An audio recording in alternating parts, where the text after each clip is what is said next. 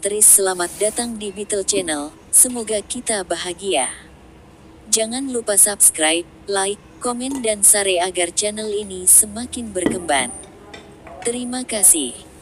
Bab 598, aku dengar bisnis keluarga Hanks berada di industri elektronik, tampaknya bisnis itu hebat dan kau menghasilkan cukup banyak. Jasper bertanya dengan tenang. Ekspresi Sirius menjadi geram. Apa yang kau maksudkan di sini?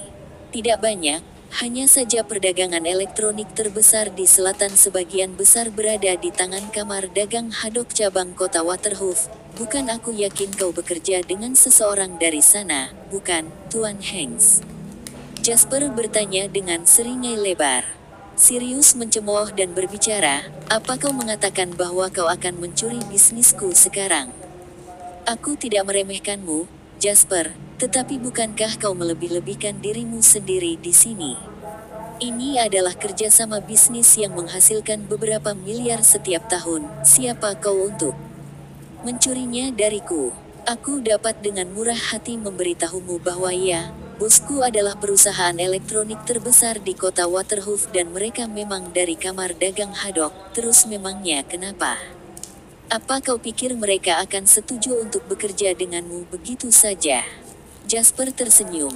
Maafkan aku pasti lupa memberitahumu, aku akan pergi ke kota Waterhoof dalam beberapa hari ketika liburan tahun baru secara resmi berakhir. Aku memiliki identitas baru sekarang, Wakil Presiden Kamar Dagang Haddock cabang kota Waterhoof. Aku yakin kau tahu betul apa yang dimaksud dengan posisi ini, bukan, Tuan Hanks? Ekspresi Sirius berubah drastis, dia tampak sangat tidak nyaman saat dia menatap Jasper. Omong kosong, kau belum pernah menjadi anggota Kamar Dagang Haddock, jadi apa yang membuatmu berpikir kau bisa menjadi wakil presiden cabang kota Waterhoof? Ya. Aku akan mengatakan fakta bahwa Gale sendiri yang memintaku untuk mengambil peran itu adalah alasan yang cukup. Jasper mengangkat bahu seolah dia tidak puas dengan kenyataan itu. Aku tidak benar-benar ingin mengambil peran mengingat bagaimana aku sudah memiliki banyak hal, tetapi sulit untuk menolak seseorang ketika mereka begitu tulus tentang hal itu. Dia sudah tua, dan tidak benar bagiku untuk terus-menerus tidak menghormatinya dengan menolak tawarannya, bukan? Mata Sirius berbinar tidak percaya saat dia tersentak. Kau yang menggulingkan Lan. Oh, aku terkejut melihat kau sangat berpengetahuan, Tuan Hanks, komentar Jasper. Jangan bertingkah sombong. Sirius sekarang menyesal pernah dibutakan oleh prospek mendapatkan keuntungan dan setuju untuk bergabung dengan Zayden dalam rencana jahat ini. Pada saat ini, dia tidak punya pilihan lain selain tunduk pada Jasper. Kamar itu tidak lebih dari organisasi bisnis yang longgar.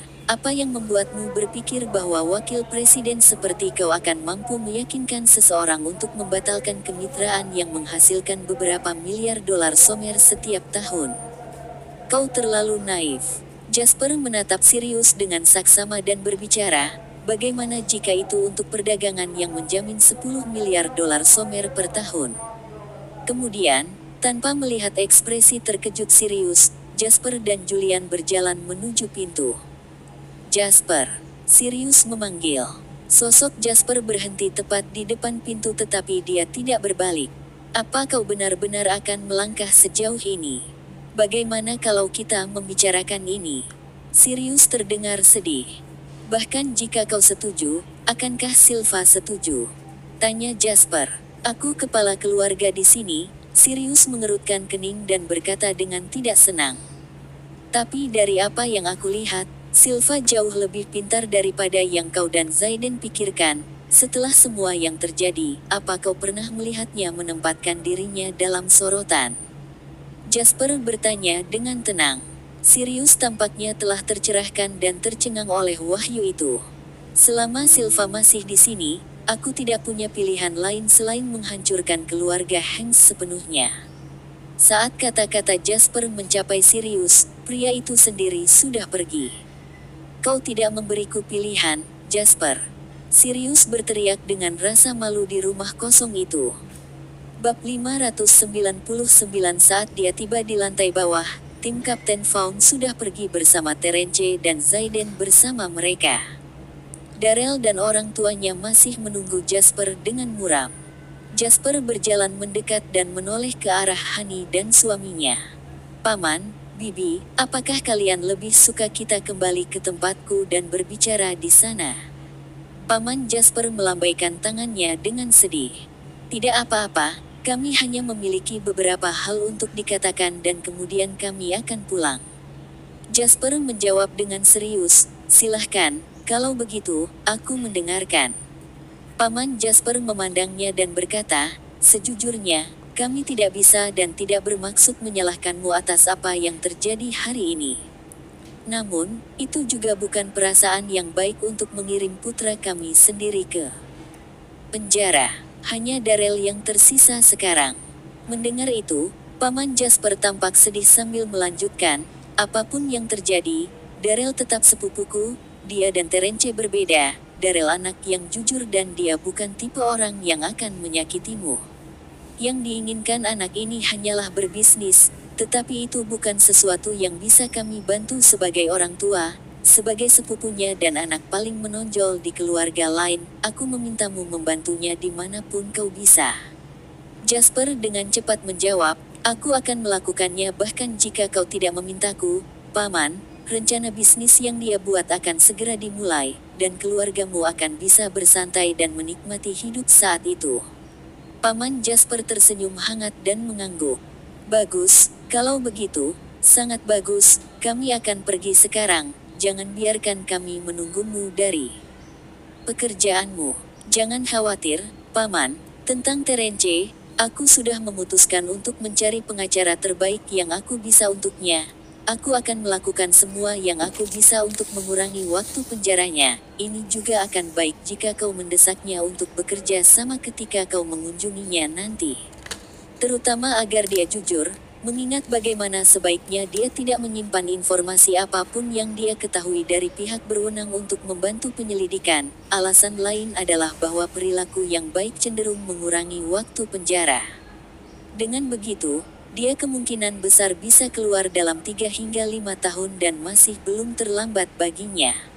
Senyum tulus akhirnya menghiasi wajah pamannya dan dia berbicara, "Itu yang terbaik, kau anak yang cakap, Jasper, dan kau kenal banyak orang, petani seperti kami. Bahkan tidak tahu di mana harus mencari pengacara. Kalau begitu, aku harus merepotkanmu dengan ini." Jasper menatap Darrell. "Antar orang tuamu pulang dulu, hubungi aku jika kau butuh sesuatu sesudahnya." Darrell mengangguk dan membantu orang tuanya kembali. Keduanya tampak seperti mereka tiba-tiba berusia beberapa tahun. "Darrell tidak akan punya masalah denganmu karena ini kan Jasper?" Julian mendekati Jasper dan bertanya. "Tidak akan." Jasper tersenyum. Dia tahu lebih baik daripada siapapun bahwa aku adalah orang terakhir yang seharusnya bermasalah dengannya. "Baiklah, cukup tentang ini, mari kita kembali dulu, kita telah menghabiskan sepanjang hari, aku lelah." Jasper memijat bahunya yang tegang dan masuk ke mobil dengan malas. Julian bergegas ke kursi pengemudi, dia berbicara ketika dia menyalakan mobil dan pergi. "Aku memiliki berita terbaru tentang masalah yang kau tanyakan kepadaku terakhir kali, Jasper. Jadi teman seniman bela diri aku itu, aku memberitahu dia situasinya dan dia tertarik. Dia bilang dia ingin bertemu denganmu untuk membicarakan ini." Jasper langsung terbangun mendengarnya. "Bagus, kau putuskan tanggal pertemuannya, kalau begitu, tetapi sesegera mungkin karena aku akan sangat sibuk selama beberapa hari ke depan. Semakin cepat kita menyelesaikan ini, semakin aku bisa yakin untuk meninggalkan Wendy di rumah." "Bagus, kalau begitu, aku akan menyuruhnya datang besok," Julian berbicara. Saat itu, telepon Jasper berdering, itu adalah telepon dari Wendy. "Jul dan aku baru saja berbicara tentang mencari pengawal untukmu ketika kau menelepon," kata Jasper dengan gembira. Namun, Wendy tidak berbicara dengan Jasper. Seperti biasanya, sebaliknya dia bertanya, "Kapan kau kembali, Jasper?" Menyadari ada yang aneh dengan nada bicara Wendy, senyum yang menggantung di sudut bibir Jasper menghilang. Aku dalam perjalanan kembali, sekitar 20 menit sebelum aku tiba. Ada apa? Bab 600, seorang tamu baru saja tiba dan dia sedang berbicara dengan ayahku di ruang kerja. Aku baru saja membawa kopi dan ayah mengisyaratkan padaku untuk memintamu segera kembali, jelas Wendy. Baik, aku akan kembali secepat mungkin. Apa kau tahu siapa yang datang? Tanya Jasper. Wendy menjawab, tidak, dia terlihat sangat muda. Menurutku dia berusia 30-an. Dia mengenakan tunik dan tampak sedikit aneh, tapi ayah sangat sopan padanya. Jasper memikirkannya dan menyadari bahwa dia juga tidak mengenal orang. Seperti itu, yang bisa dia lakukan hanyalah berjanji untuk segera kembali. Menutup telepon, Jasper menoleh ke Julian. Tancap gas, Joe. Baik, Jasper. 15 menit kemudian, mobil berhenti di depan Villa Dawson.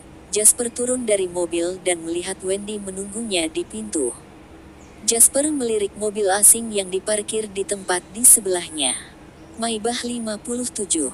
Ini adalah mobil mewah dengan nilai 10 juta. Mungkin tidak banyak orang yang mengetahuinya, tetapi 62S seri terbaru akan dirilis dalam setahun. Itu adalah mobil yang harganya 10 juta juga. 62S akan terus menjadi mobil legendaris yang tak tertandingi bahkan di tahun 2020 sebelum Jasper bereinkarnasi. 62S dapat digambarkan sebagai mobil yang paling disukai oleh orang-orang yang sangat kaya di negara ini. Namun orang-orang kaya ini kemungkinan besar masih menderita melalui kesulitan sekarang, karena ini adalah tahun 2001, jauh sebelum Jasper bereinkarnasi. Maybach 57 tidak semenarik 62S ketika yang terakhir akan dirilis tahun depan. Namun, orang-orang sebangsa yang mampu membeli 57 sekarang pasti adalah tetua dari generasi pengusaha kaya yang mendorong 62S di masa depan. Ini bukan mobil Dawson, jadi itu pasti mobil tamu misterius itu. Mereka masih di ruang belajar, sudah hampir 1 jam, bisik Wendy sambil berjalan ke ruang kerja bersama Jasper. Jasper mengangguk, berdiri di luar ruang belajar, dia mengetuk pintu. Tak lama kemudian, suara Dawson terdengar dari dalam ruangan. Itu pasti Jasper, masuk. Jasper mendorong membuka pintu untuk melihat Dawson duduk di kursi samping, seorang pria berusia awal 30-an dan mengenakan tunik duduk di kursi utama. Pria asing itu tampak muda. Namun dia dipenuhi dengan aura tenang seorang pria berpengalaman. Secara umum, pengaturan tempat duduk merupakan aspek penting dari etiket dalam keluarga yang tangguh terutama ketika harus duduk di ruang kerja. Jasper tidak masuk hitungan karena dia dan Dawson sudah dianggap keluarga, belum lagi bagaimana Jasper tertidur di kursi impor Dawson, 100.000 somer dollars berkali-kali sebelumnya. Namun, mereka memiliki tamu hari ini dan Dawson memilih untuk duduk di kursi samping. Ini bukan sembarang pria. Biarkan aku memperkenalkanmu, Jasper, ini Conrad Monty, kepala keluarga Monty. Mereka adalah keluarga terkuat di Provinsi Tenggara dengan akar terdalam.